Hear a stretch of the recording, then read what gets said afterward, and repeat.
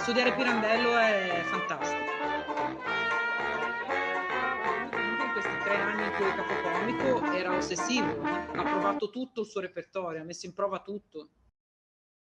E lavorava con grandi attori, cioè attori di grande tradizione, di grande mestiere, cioè gente che sapeva il fatto suo di brutto, e lui aveva ovviamente delle idee che lasciava agli attori esterrefatti. E sono bellissime le interviste agli attori, Almirante, questi qua dicevano noi alla fine della lettura non avevamo capito niente, e però lui, vedendo che noi non avevamo capito niente, rideva. Infatti io pensavo che poi ritirasse lo spettacolo, invece poi l'ha fatto veramente. Quando Pirandello partiu para a América do Sul, em 1927, não era mais apenas um escritor famoso no mundo todo, mas também um homem de teatro, dedicado à criação cênica. Apenas 2 anos antes, em 1925, havia fundado o Teatro d'Arte di Roma e assumido pessoalmente o papel de capocômico, que é uma figura entre o diretor teatral e o administrador. Sua companhia, composta por atrizes e atores consagrados, vivia uma constante crise econômica. Quando chegou o convite do Teatro Odeon de Buenos Aires para uma importante turnê, ele viu a possibilidade de saldar suas dívidas e partiu com o Teatro d'Arte para o continente sul-americano. Atravessou as principais cidades do circuito teatral da época: Buenos Aires, Montevideo, Rio de Janeiro e São Paulo. La prima esperienza vera e propria è quando lui si porta tutto il teatro d'arte di Roma a San Paolo, gira per questa tournée gigante a Buenos Aires prima. Quanti giorni sta a Buenos Aires? Un bel po'.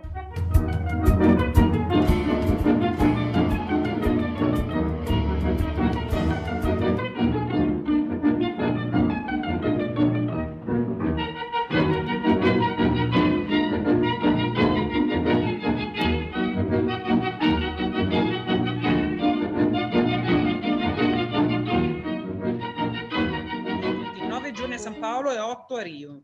Era in ritardo, leggermente in ritardo, cosa rara per la compagnia del teatro d'arte, perché è stato bloccato per un giorno a Buenos Aires dalle proteste dei sindacati portegni dopo la condanna di Sacco e Vanzetti a New York. Saluteremo il signor padrone per il male che ci ha fatto, che ci ha sempre maltrattato.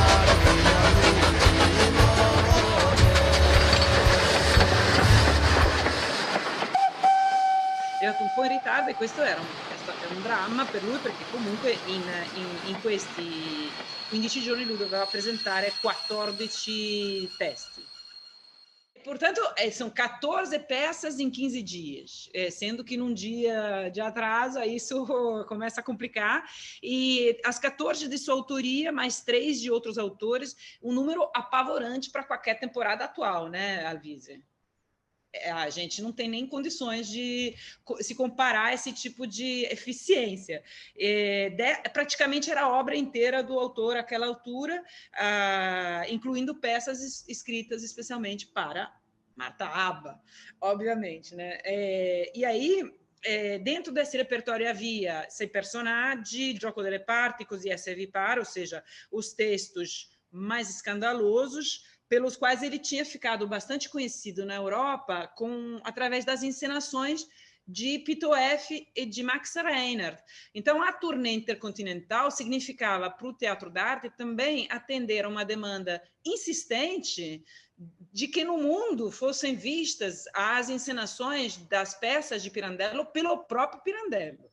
Então, a temporada vinha em São Paulo, no Rio de Janeiro, nos jornais, com uma promoção em caráteres caixa alta e cubitais, com escrito Pirandello. Ou seja, a grande mercadoria era ele. As pessoas queriam ver essas peças estranhas, esquisitas, misteriosas, que filósofos descreviam como herméticas e psicanalistas da época, alienistas, chamados de alienistas, descreviam como loucas, ou seja, ele passava mesmo uma impressão de ter que se explicar, né? E a encenação acontecia também com essa expectativa por parte do público, né? Que que se explicasse, né, esse mistério do teatro de Pirandello. Isso é uma questão.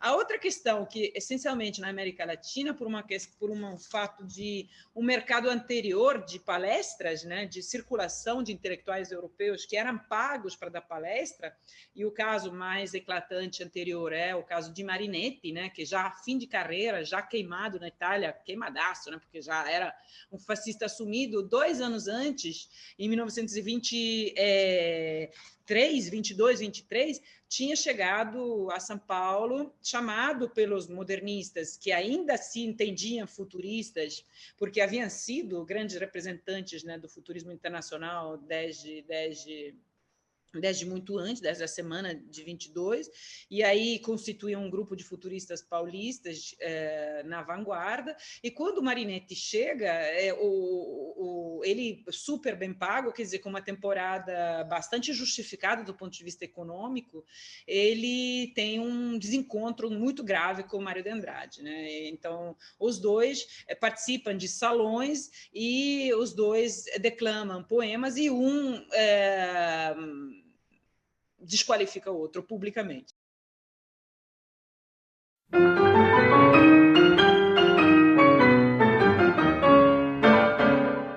Eram momentos né, de grande socialidade, para não dizer de grandes polêmicas, nos quais me parece importante dizer que Pirandello chega em 27 dentro dessa qualificação de temporadas de ilustres, eram chamados assim, os ilustres.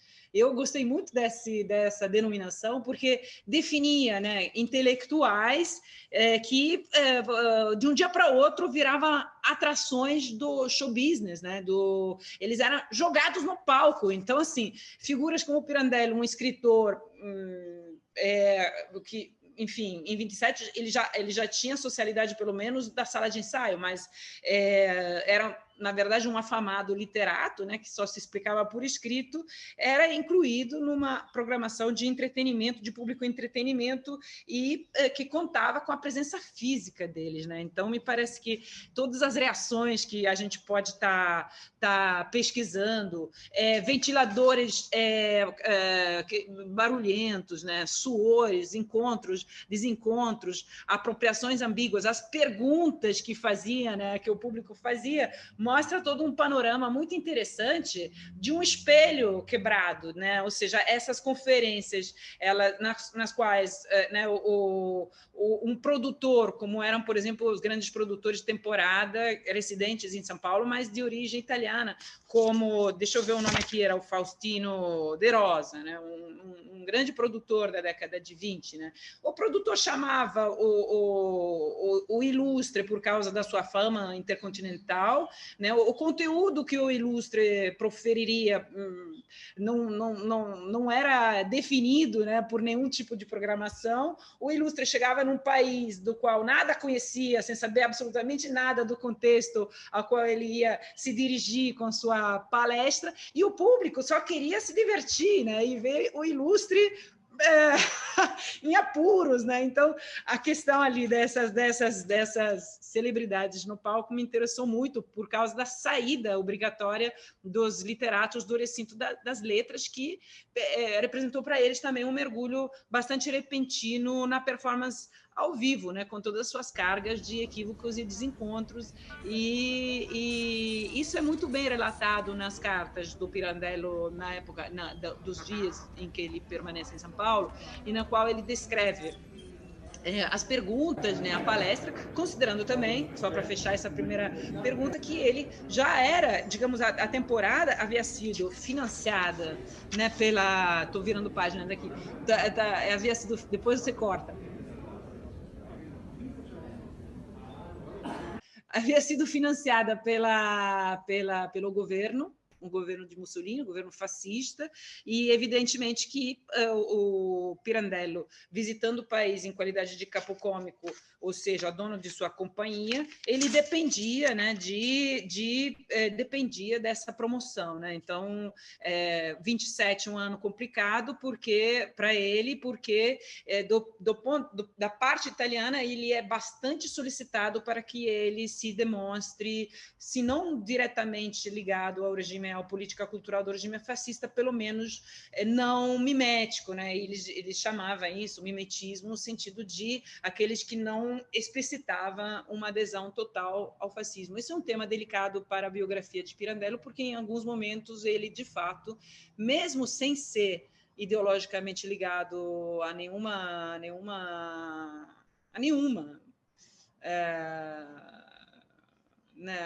fé dominante, hegemônica nesse momento, muito menos fascista, mas ele, em alguns momentos, ele representa a cultura fascista, principalmente no exterior, né?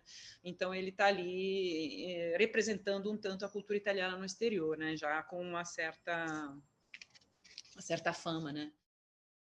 Interessantes é quando ele retorna e ele é cobrado a partir dos recortes de jornais, e ele, pelas narrativas assim de observadores, ele fica muito puto e ele joga o seu título, a sua identidade na mesa do funcionário do partido, que, assustadíssimo, corre atrás dele tentando convencê-lo a não chutar o balde, né?